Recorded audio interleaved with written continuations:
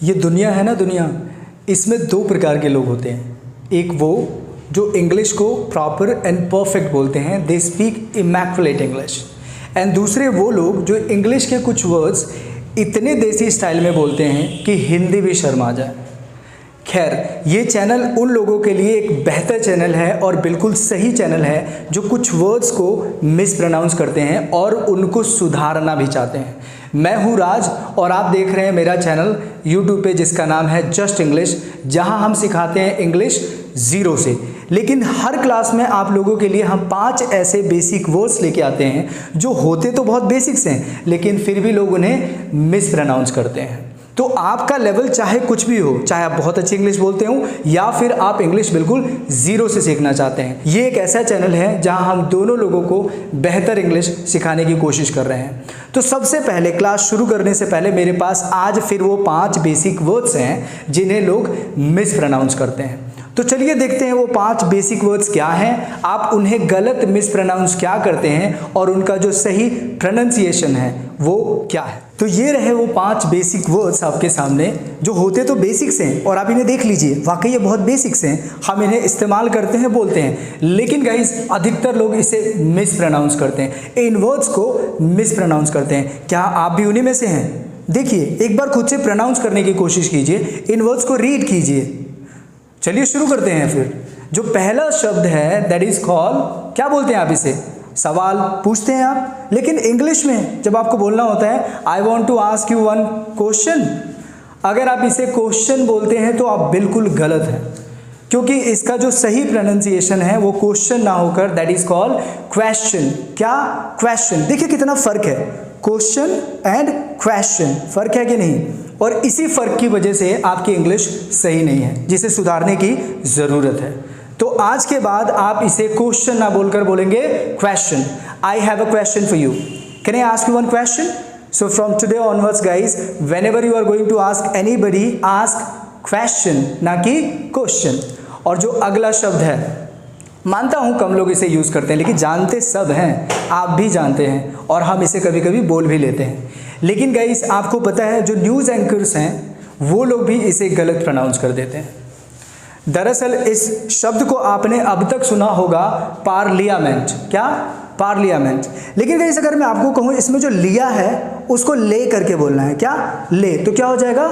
It's parliament. जैसे कि पार्ले जी है तो उसमें से पार्ले जी में से आप ले लीजिए ले और यहाँ से हटा दीजिए लिया, तो it will become it's parliament. क्या? Parliament. So from today onwards you don't have to say parliament, you have to say parliament, parliament. Let's go to the next word. और जो अगला शब्द है गाइस, इसे तो जब हम ग्रामर सीखते हैं तो हम इसका बहुत ज़्यादा यूज़ करते हैं और इसे सीखते भी हैं। कई एग्जाम्स में इससे संबंधित बहुत सारे क्वेश्चंस भी आते हैं, लेकिन फिर भी आपको पता है कई लोग इसे गलत प्रोनाउंस करते हैं। कई क्या, अधिकतर लोग। क्या आप भी उनमें से हैं? चलिए समझते हैं। तो क्या पढ़ते हैं आप इसे? एडजेक्टिव। क्या तुम्हें एडजेक्टिव्स आते हैं? क्या तुम इनमें एडजेक्टिव छांट सकते हो? अगर आप भी इसे एडजेक्टिव बोल रहे हैं तो आप गलत बोल रहे हैं।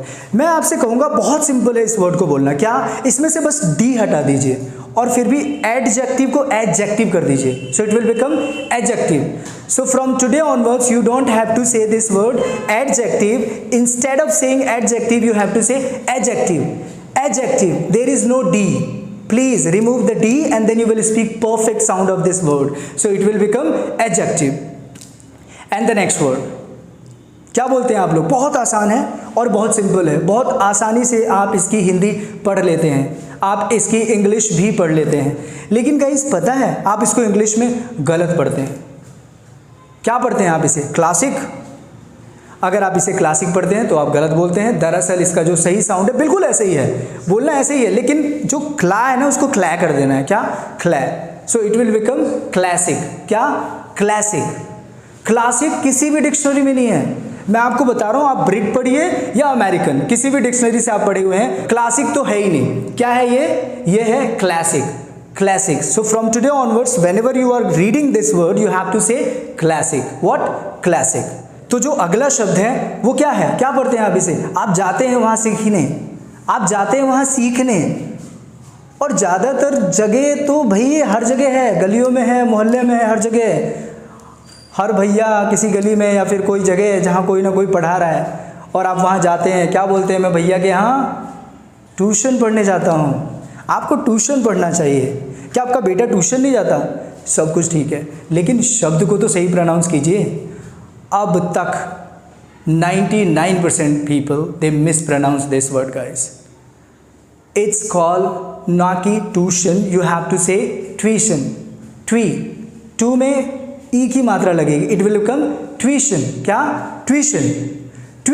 So don't say tuition, it will become tuition. अब बात ये आती है, कुछ लोग कहते हैं कि इतने से फ़र्क क्या पड़ता है। मैं बताता हूँ क्या फ़र्क पड़ता है। अगर आपका प्रोनाउंसिएशन सही नहीं है तो फ़र्क ये पड़ता है कि जो इंग्लिश आप बोलते हैं ना, उनसे किसी को फ़र्क नहीं पड़ता। If your English can not impress people, I am telling you guys, you are just member in the crowd, you are not making crowd. If your English really affect people, and that is called English, and we are trying to teach you the level of English where people can be impressed by you, and this is called English.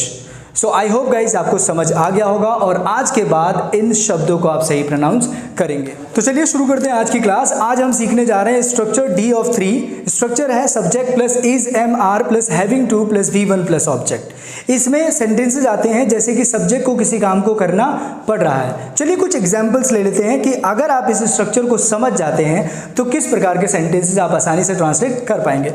जैसे मुझे उसे मना करना पड़ रहा है, कुछ दिनों के लिए मुझे गांव जाना पड़ रहा है। आपको ये काम क्यों करना पड़ रहा है? क्या तुम्हें ये ज़बरदस्ती करना पड़ रहा है?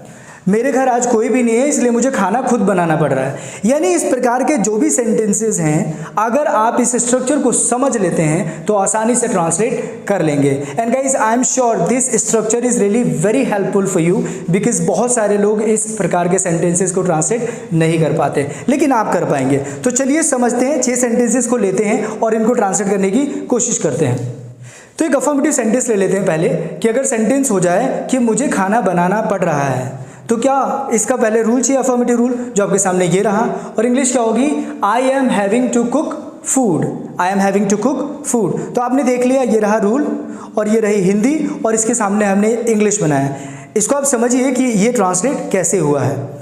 अब चलते हैं, एक नेगेटिव सेंटेंस ले लेते हैं। इसी सेंटेंस को नेगेटिव में ले लेते हैं, जैसे कि मुझे खाना नहीं बनाना पड़ रहा है, तो ये नेगेटिव है, तो इसके लिए चाहिए आपको नेगेटिव रूल, जो आपके सामने ये रहा। तो मुझे खाना नहीं बनाना पड़ रहा है, इसका इंग्लिश क्या होगा? I am not having to cook food, I am not having to cook food. अगर यही सेंटेंस इंट्रोगेटिव में हो जाए, इंट्रोगेटिव क्या, जो क्या से शुरू होते हैं, तो क्या हो जाएगा? क्या मुझे खाना बनाना पड़ रहा है, जिसके लिए आपको इंट्रोगेटिव रूल चाहिए, जो आपके सामने ये रहा। तो क्या होगा इसका इंग्लिश?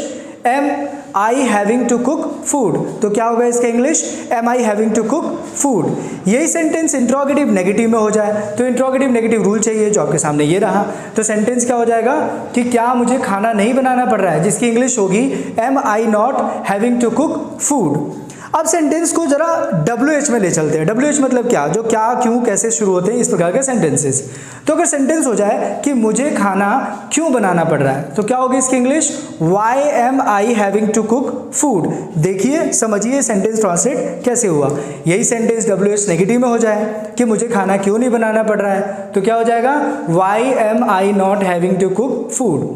तो ये रहे आपके वो 6 सेंटेंसेस जिनको हमने अभी ट्रांसलेट किए, और ये रहे वो 6 रूल्स जिनकी हेल्प से हमने ट्रांसलेट किया, और ये रहे वो 6 सेंटेंसेस जिनको हमने ट्रांसलेट किया है। तो करना क्या है, इस वीडियो को यहीं पॉज कर दीजिए और इन सेंटेंसेस को देखिए, रूल्स से मैच कीजिए और समझने की कोशिश कीजिए कि ये 6 हिंदी सेंटेंस इन 6 रूल्स की मदद से कैसे ट्रांसलेट हुए। अगर आपको ये 6 सेंटेंसेस ठीक से समझ आ जाते हैं तो इस प्रकार के किसी भी सेंटेंस को आप बहुत आसानी से आज के बाद ट्रांसलेट कर पाएंगे।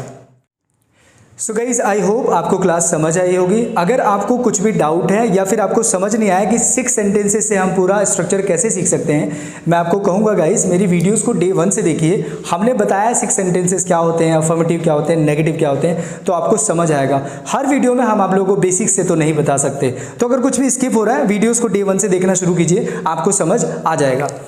अब बात रही कि अगर आप इस स्ट्रक्चर को समझ पाएँ तो कुछ एग्जांपल्स और ले लेते हैं ताकि आप इसको और बेहतर समझ पाएँ।